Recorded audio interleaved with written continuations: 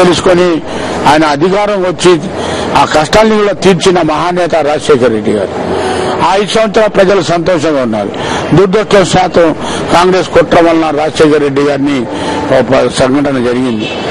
ఈ రోజు ఒక మహిళ రాజశేఖర రెడ్డి గారి కూతురు జగన్మోహన్ రెడ్డి గారి చెల్లి ధైర్యం చేసి 3000 కిలోమీటర్లు నేను ప్రజల్లోకి వెళ్తా, ప్రజల ఒక కష్ట నష్టాలు తెలుసుకుంటా, మళ్ళీ నాన్నగారు సొన్న పరిపాలన నేను తీసుకొస్తా, అసలు చేయాల్సింది ఇది జగన్మోహన్ రెడ్డి గారు చేయాల్సింది.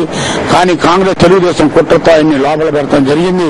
అసలు పాదయాత్ర అనేది చేసే సమర్థత, ప్రజలలో మమకం అయ్యే అర్హత అది రాజశేఖర రెడ్డి గారికి కుటుంబానికే తెలుసు తప్ప ఈ మిగతా చంద్రబాబుకు కానీ కాంగ్రెస్ లో ఉన్న నాయకుల వల్ల సాధ్యం కాదనేది కూడా నేను చెప్తూ మరొకసారి షర్మిల గారికి, విజయమ్మ గారికి శుభాకాంక్షలు తెలియజేస్తున్నా.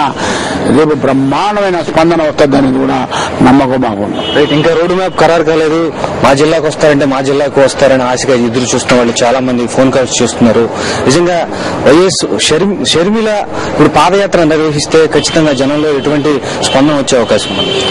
ఇవాళ ఇందాక విజయమ్మ గారు మా వైఎస్ఆర్ కాంగ్రెస్ పార్టీ గౌరవాధ్యక్షురాలు అనౌన్స్ చేసిన తర్వాత ఇడుపులపాయ నుంచి 18 తారీఖు నుంచి షర్మిల గారు పాదయాత్ర 3000 కిలోమీటర్లు ప్రాణభోసం చేస్తారని చెప్పినప్పటి నుంచి ప్రతి కార్యకర్తల్లో, మహిళల్లో, ముఖ్యంగా మహిళల్లో, పేద వర్గాల్లో కూడా ఇవాళ చాలా స్పష్టమైనటువంటి ఆనంద బాష్పాలు వాళ్ళ కళ్ళమటి కారుతున్నాయి. ఎందుకనంటే జగన్మోహన్ రెడ్డి గారికి జరిగినటువంటి అన్యాయం రాష్ట్ర ప్రజలందరూ కూడా చూశారు. ఇప్పటి వరకు ఆ కుటుంబానికి జరుగుతున్నటువంటి అన్యాయం ఈ రోజు వరకు చూస్తున్నారు.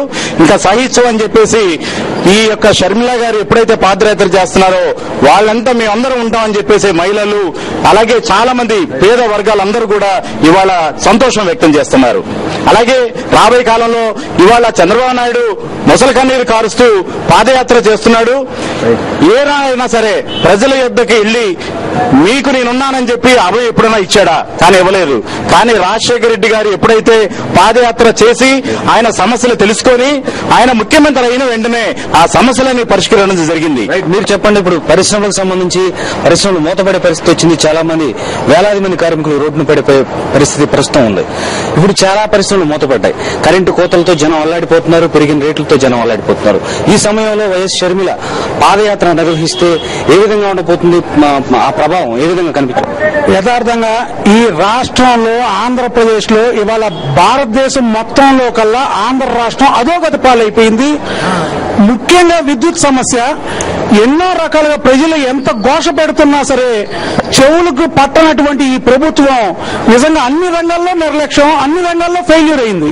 ఇవాళ రాజశేఖర రెడ్డి గారు తనయురాలు షర్మిల గారు చాలా చరితాత్మకమైనటువంటి నిర్ణయం తీసుకున్నారు. నిజంగా ఇది చాలా హర్షణీయం. ఇవాళ రాష్ట్రానికి నేనున్నాను అని వారు ప్రజలందరి దగ్గరికి వచ్చి 3000 కిలోమీటర్ల పాదయాత్ర చేయటం, అంత చిన్న వయసులో ఆడపిల్ల అయినా కూడా, పాప అయినా కూడా చేయటం నిర్ణయం చాలా హర్షణీయం. మేము ప్రజలందరూ వారి వెనకాల మద్దతు ఇస్తారు. ఇది పరిస్థితి. మళ్ళీ వైఎస్ఆర్ స్వర్ణయుగం ఖచ్చితంగా వస్తుందని వైఎస్ విజయమ్మ ప్రకటనలో స్పష్టమైంది. వైఎస్ షర్మిల పాదయాత్ర నిర్వహిస్తే ఖచ్చితంగా ఆ ప్రభావం రాష్ట్రం అంతా కనిపిస్తుంది. ఖచ్చితంగా అద్భుతమైన విజయవంతంగా వైఎస్ షర్మిల పాదయాత్ర కొనసాగుతుందని ఇక్కడున్న అభిమానులు, వైఎస్ఆర్ కాంగ్రెస్ పార్టీ శ్రేణులు